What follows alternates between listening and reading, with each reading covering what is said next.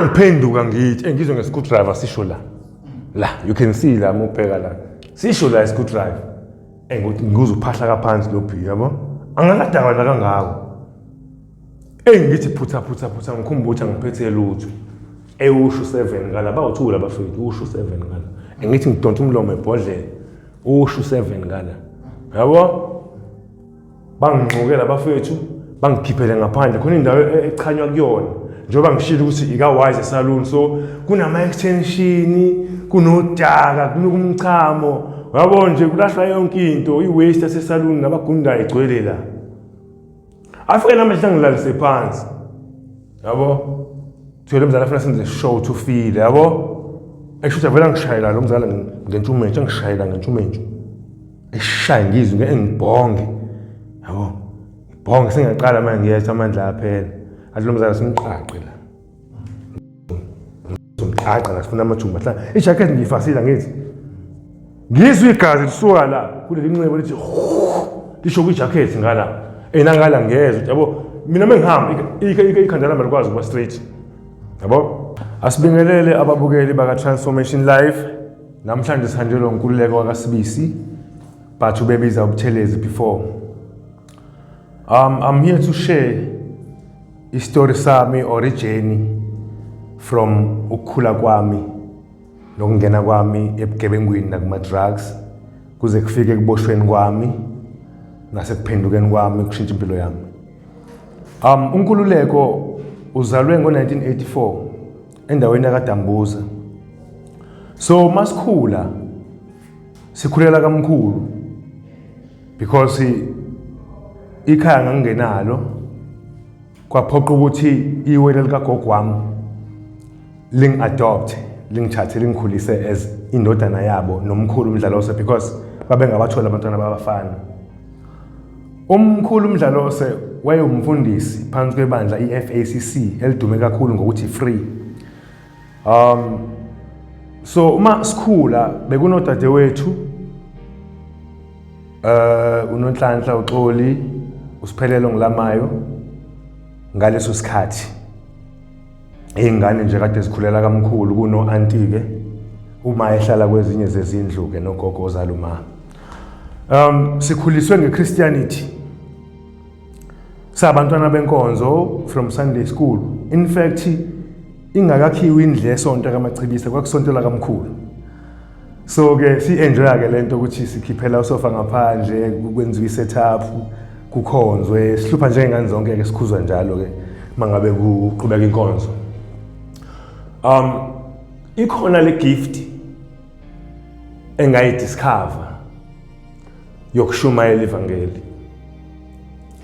Indawo engikhulele kuyona kaDambuza kaMachibisa bathi seqa eXasithawu.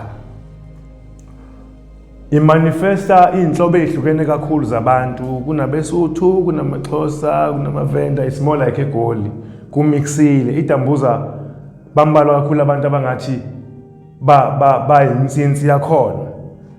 In fact ngicabanga ukuthi abasekho manje abantu abadala iDambuza sekukhona nje abayizukulwane zabantu abadala.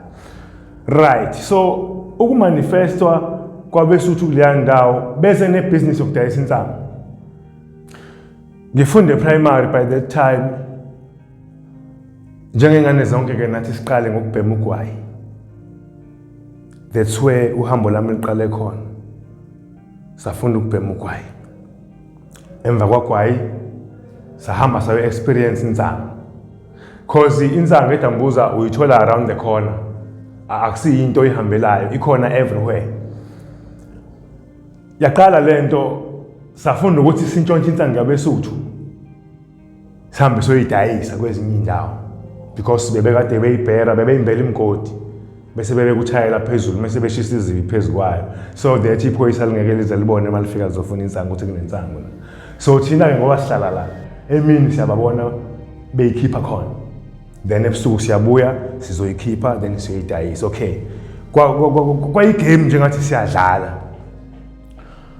One ngizokusho lokho ukuthi inhlalo ekhaya lakamfundisi kumina yayingekho sweet I know onhla bazoyibona ivideo and they will understand because we've made peace with each other. Sesi right. I-punishment yami ibingafani nezinye ingane. Yabo. Bekunehlahla zama-pages. Bengingavumelekile ukuzula one phuma ngodlana nabanye abafana. So konke bengikwenza ngokuntshontsha. Knowing very well mangibuya ngizoboshela esihlahleni ngife imvubu. Ngishawe until khalo gogo no aunt but mabethi bazokhuza athi umkhulu ngiyifaka kunini. So that man was a very street man. Of which I understand ukuthi obaba bangalesa sikhathi why they were so hard ebantwaneni because babesuka nje babesanda ukusuka kwi-apartheid regime whereby babekhahlelwa khona amabhunu so inhliziyo zabo zazine-anger kakhulu wayethi omunye wadisciplina kanti useyamosha right kulokubhema-ke insango angikusho futhi ukuthi ekhaya engikhule kulona mina besingathathi intweni umkhulu ufundisi bebengamkhokheli ugogo besebenza emajaldini if I remember very well ubese-Salvation Army esebenza khona as domestic worker so uyabona ukuthi umuntu olethe isinkwa etafuleni ekhaya ayikho into etheni ezayo and singabantwana sibaningi siney'dingo sonke kwenzeka-ke kulolu hambo kunabafowethu abawu-15 I won't mention names kunendawo lapho eDambuza eBasuthwini ethiwa kuseSpatlane la kwakwesizinda sensangu khona so in order for me ukuthi kwehlisa ipain engiyitholayo yabo kwi-upbringing yami ekhaya so ngijoyina le genge le siyohlala lapha siyobhema ngibuye nginambe ekhaya ngizoshaya noma ngingishawe it's fine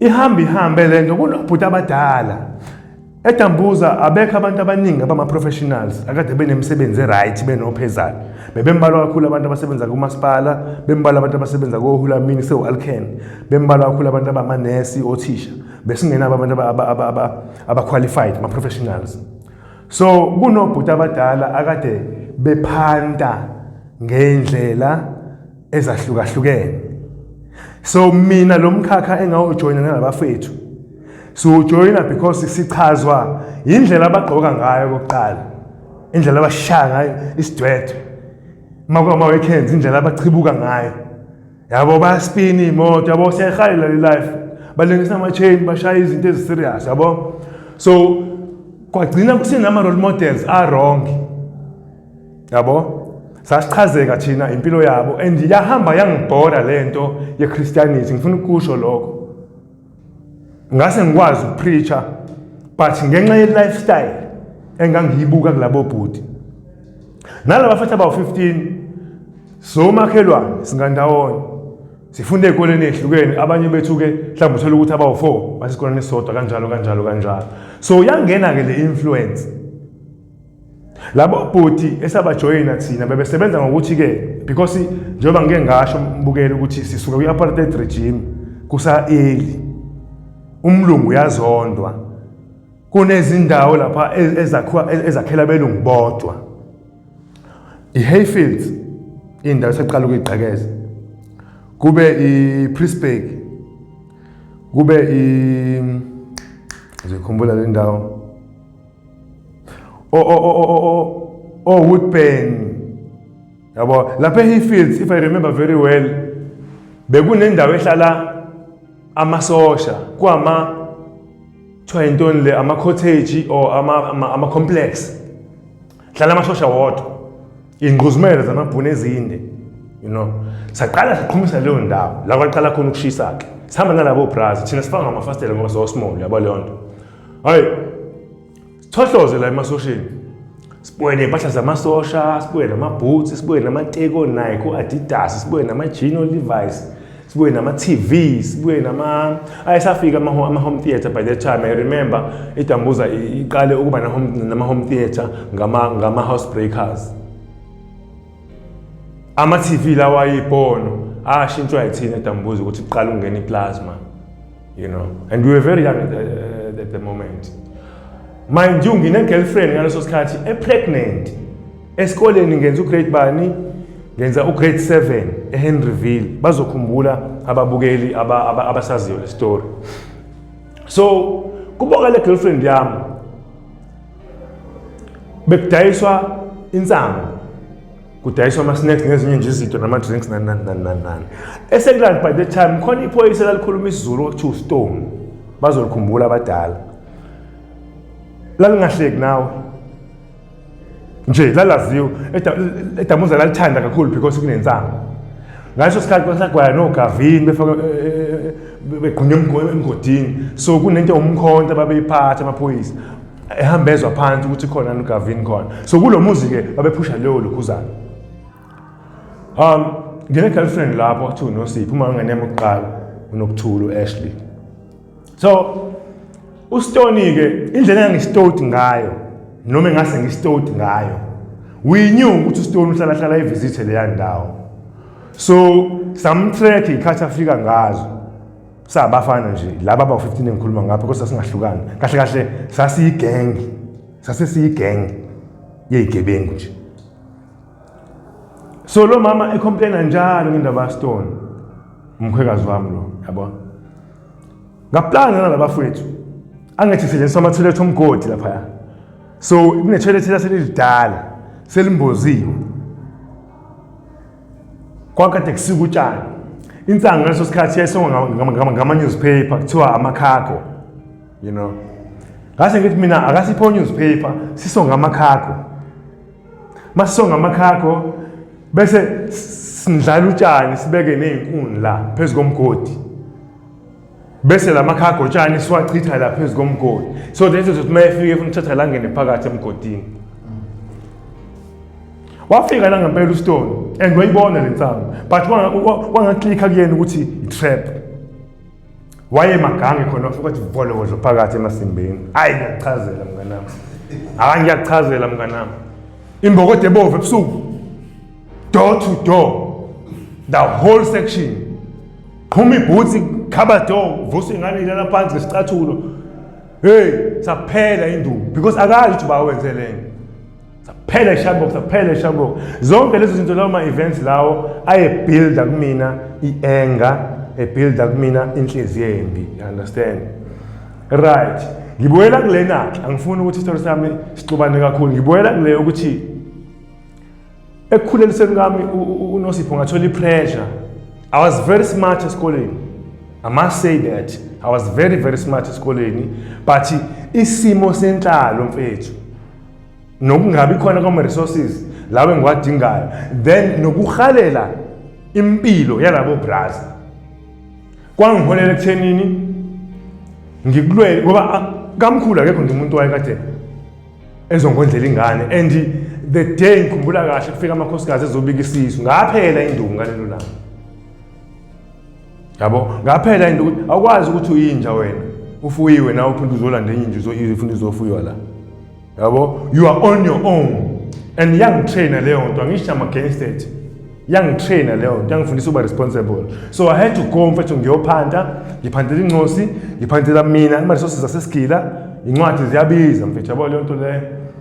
Hayi ihambe le life. Umuntu elokhu eba nenhlanhla. I must say mina ngibe nenhlanhla kakhulu ebugebengwini bami. Ihambe lento.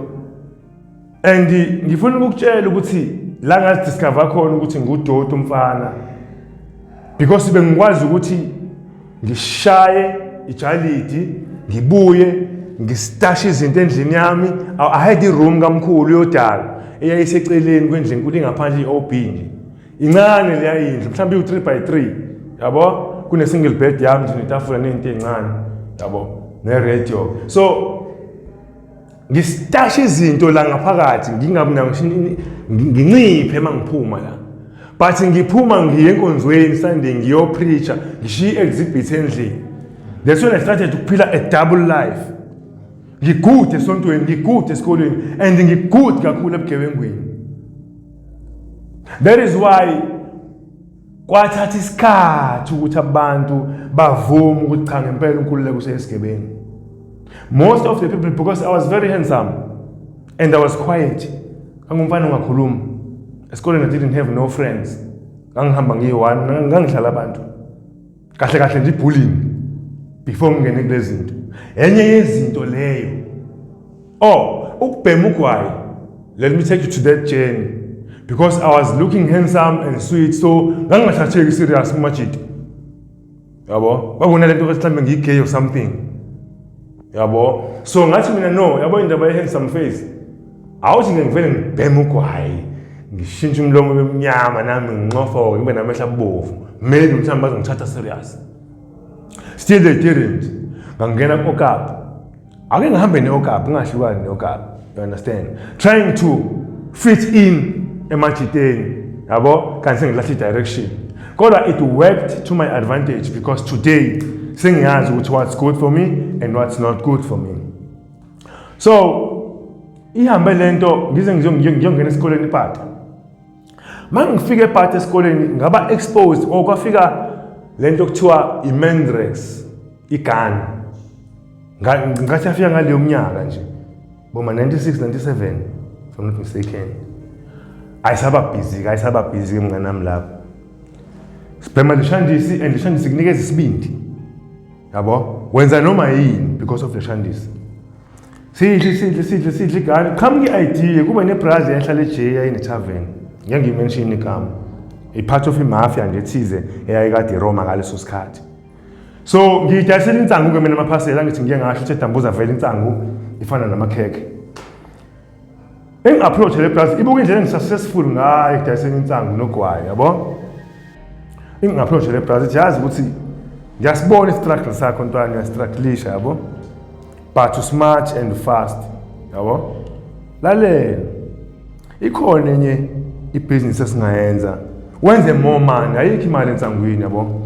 Ayingilonge imchitha lo plus ngithenge. Cause ngimaze ngani ukuthi siskora kuyena igani masifuna ukubheka. Elokethe lentwana ngancane yona ntwana yabo. Iqaleke leshandisi. Ngicina ngivumile. Hayi ngizokumashisela plus.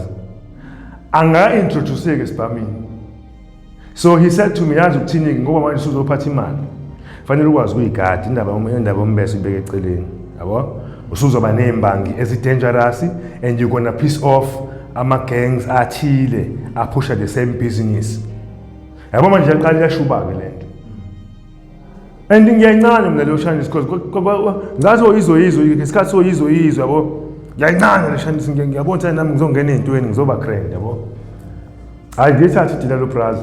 Ngimpushela and futhi ngimpushela ngempela. One, fanele ngifike kuqala esikoleni. Ngingakafiki umuntu. Kusile ngibhodi phezulu sengusikile ngala eceleni. Ngase ngathi kancane la eceleni into engathi u-L but ayijumpisile. Mangifika la ngikhumbula ubhakha ngikhipha insimbi yami ngikhipha igani yami ngishiya igani ngizoyidayisa emakhukhwini then istock ngisifake phezulu. Yabo. Insangu ngiyiphethe ngesikhaftini sokudla. Ikubhaka. Alright. Ngiphusha. Fanele ngifike kuqala esikele. Fanele ngihambe emagcina futhi mina fanele ngigcine ukuhamba. So ngizokwazi ukukhipha lesa stage sami. Buka lana ngismart esikoleni kodwa manje ngebreak ngiyokwenza ibusiness. Angidli. Mina oqala fanele ngifike etoilet. Ngumeshenta ngithi. Amajita angifuni. Amajita bene ngifuna eclassini ngifundwa. Yabo? Angikhiphe eclassini efuna ukuzothenga. Side igadi, side ngikhathini, side ugwayi. Yabo? So saqala saba notorious kothisha yabo irespect sayiluza ngempela ke lapho. Nginewindi ngihlala emuva. Ayazi amajita engihlala nawo la sephithi ikosihlahla basekho emhlabeni abafowethu. May soul rest in peace. Lapha ekhoneni lami ngabulala iwindi lase ngilisula kahle ukuthi ngikwazi ukuphuma ngalo. So ngala ngineneke engidolayo ngibhema kuyona igani. While kufunde eclassini. Yabo? Ku-easy kuthini ukudwebela i-date ngecassette spam. Yebo leyo into. Silo nhlobo enjalo, siyixovane kahle. But uma ungibona ebusweni bra ongangiphiketha lo mjita naye. Most of people will be surprised because most of izinto zami bengenza short ngiyazihide. Because bengakhuluma ngithi bengatsali futhi. I-purpose yami lapha bekwenza imali, ngikwazi ukusupporta nangisupporta khona. Nginokuphuma la ngoshaya igani, uthisha ebhala ephotini amanothi. Yabo ayibona isho futhi phela ibinuka nje ashandise ngathi iphilise ngathi idwedwe ishayo kanjani yabo ibinuka sisho futhi ngikazi sho nix. So kwana lento esikoleni ukuthi bengithanda uthisha because I was smart as I'm telling you.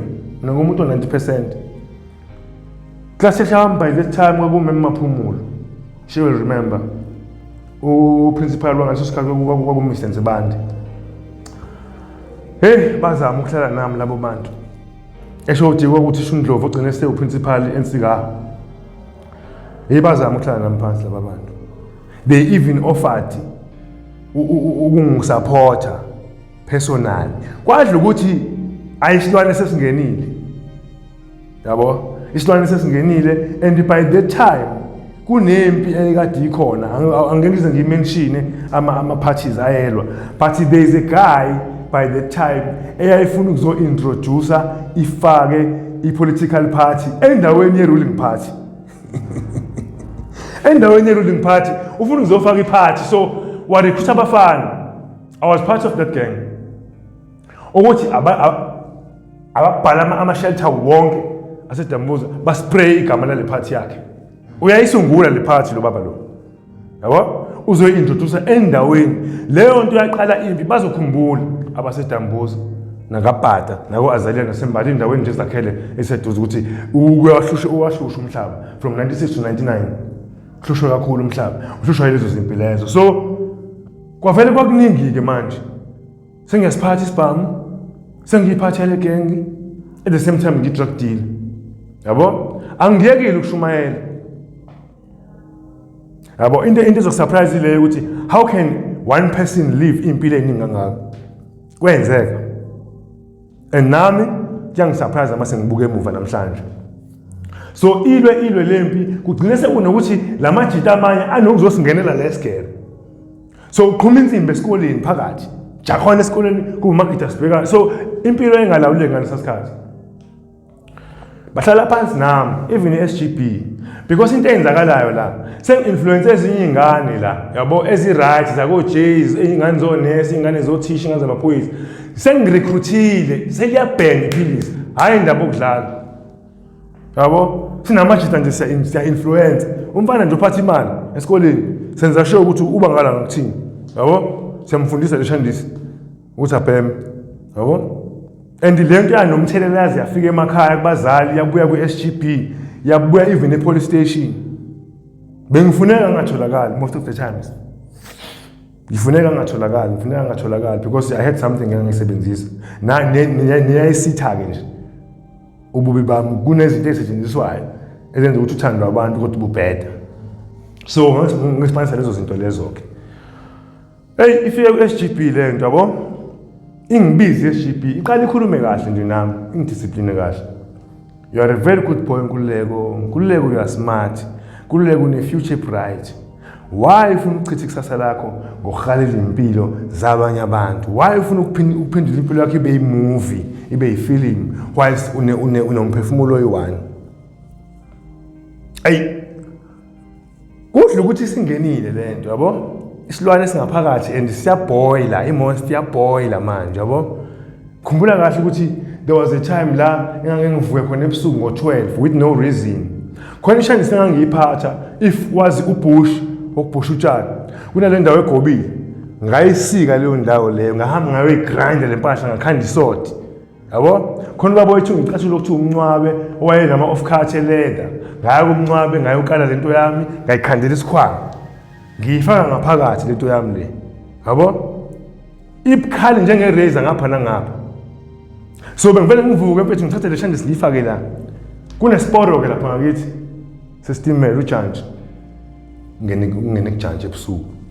Hungry for blood nje yabo. Nginaleyo nto ukuthi la ngabona khona ukuthi no ikhona into eyenziwe la kumina yabo.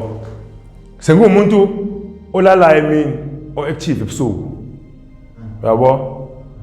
So ikhona into eyayisingenile kumina futhi yayingilekelela ekuthenini ngikwazi ukwakhohlisa amehlo abantu ngihambe ngiye esontweni with those sins being committed. Ngibuye futhi esontweni ngikhumbule i-uniform ngihambe futhi ngiyocommit amanye ama-sins and ngingabi na remorse. That's when we started killing people. Yabo, we secretly killed people. We were being used by amadoda powerful by that time. Yabo, some youngsters age of 14, 15, 16 ababebadala 17, you know. So lento yahamba yasijova ukuthanda isixakaxaka negazi. Angenzima kakhulu esibhamini umkhonto into ebengiyishaya kakhulu yabo. Right, kusho ukuthi kulesiphithiphithi ke nakule habit esengiyadoptile yokunukelwa igazi. Kube khona isikhathi sokuthi umphakathi usukhathele, yabo. Ngiyafunakala ngitholakala ukukhumbula lokho. I think it was early 97.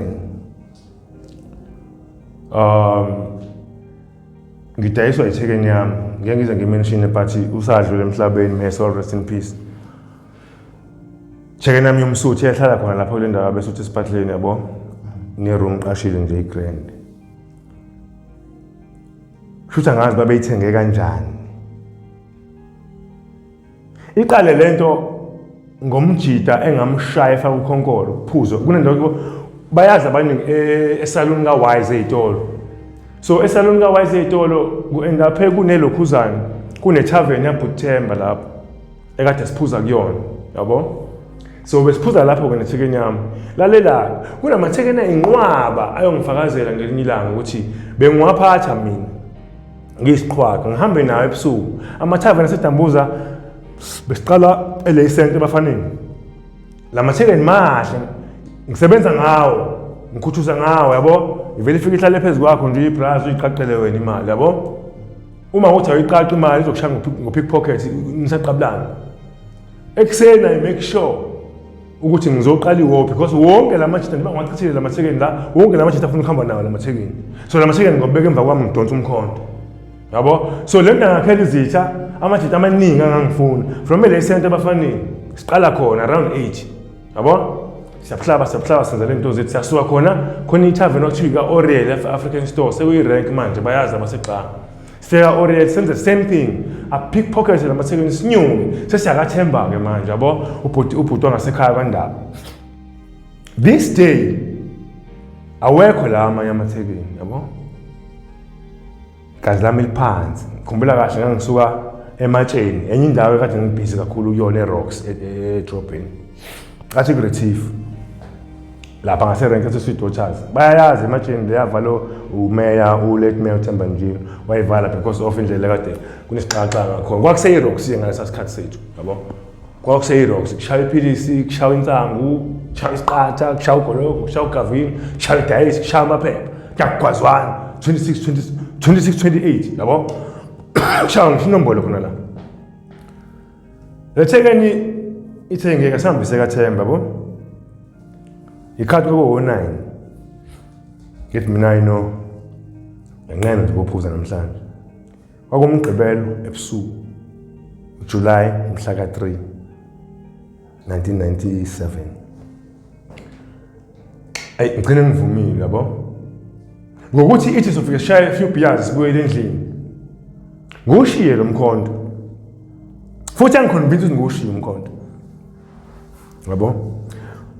Lethekeni ngithathe kumjida obabwe ngani yayo ibrazo yakhe umzi edayisa igane endaweni inepower. Futhi isikhokhela amajida. U3 blocks, can you imagine life yami u3 blocks? Okay, kokuyimali ngaleso sikhathi but my life, yabo. Ikhokhela amajida esiskimayo nawo, yabo, awu2, yabo. Asiyagula ngamakhanda namhlanje. I'll get to that. All right. Futhi mina ngesasihamba nethekeni ngangishaya umjitha the previous weekend khona lapha kaThemba wefaka ukhonkolo. Oskima namajita powerful. Vele lawo ngifunayo. So ngijabona ke manje ukuthi nginama enemies amaningi kanjani, yabo. So isikhandiwe leshandisi ukuthi hayi wena mkhiphe endlini, yabo, ezela kaThemba, yabo, as if nizoshibiza thina sobe sesichokile vele lapha. So bese ngekho ngaphakathi but so ngena thina esiplakini. Hayi stop. Vele manje ngiphethe kukhwini, yabo.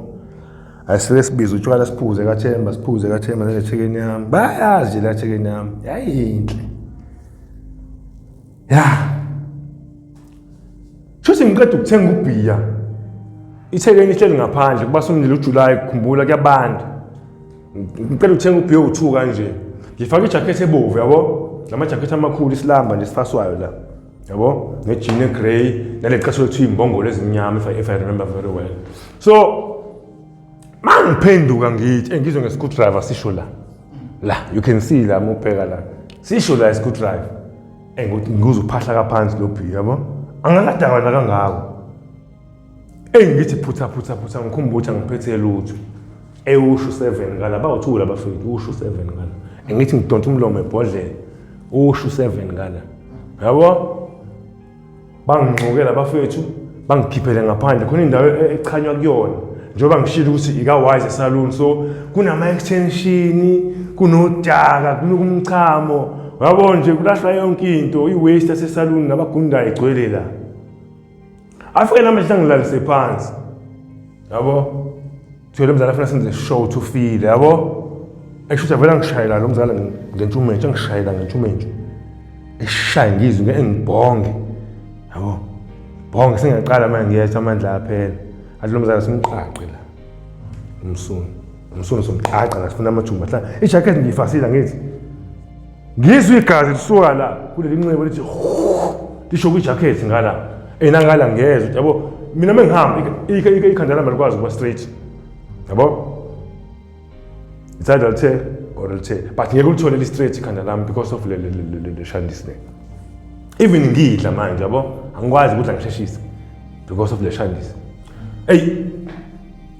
bangiqaqe labazali yabo bangiqaqe ijacket bayiphakamise bangiqhumisa ngo7 bahlabe ngejubane khona umjita engihlezi ngimbonga namanje ngiyakubonga Maphumu mfethu uPhumlani Adams eDambuza lapha kuhlengwa road ngiyakubonga bra wami into oyenza kumina kuzoba uDumani uRasta wasesandanezwe usenesitolo manje lapha ngako Khawashi mawubheke ka30 ngiyakubonga bra wami brazo namanje ngisakusalutha ngento oyenza kumina shuthu Maphumu uPhumlani Adams uphuma uthi oshaya ipeni ubona le outfit ebengishayile ebumnyama uyabona phela uNkululo yabo angisabizwa caster ngaleso sikhathi hayi phela ucaster lo uthi aphume ahlaba umkhosi emajiteni kanti uDumani uBrazo lo ngimibongayo wayehamba nge14 Navy by that time wayekade ezo-odela uThemba Makesi seku midnight ngo2 yabo baphuthume kuyena uMaduma bamncenga uthi uMaduma mfethu ngeke awume ngamakesi yabo sebelimaza uNkulunkulu ngale yabo kanje ngoba as I told you mina bengithandeka even though izinto bengizenza izinto ezibhedayo but khona abantu akade bengifavor bema nami ngiyintwana egrand kubona because mina benginomoya right yabo kuukuthi as I told you kune monster eyayisikhona ngaphakathi kumina yayikade isi control angithatha uMaduma angiphuthumise ehosi yabo ngifike la eMOPD bangistitch wonke lama wounds lawo yabo nakhona lapho umuntu bathwaye kwikhoma yabo then ngiphapha after 6 days right ngizama ukuveza lento ukuthi impilo yami imoshakale kanjani kade ngisezandleni ezi right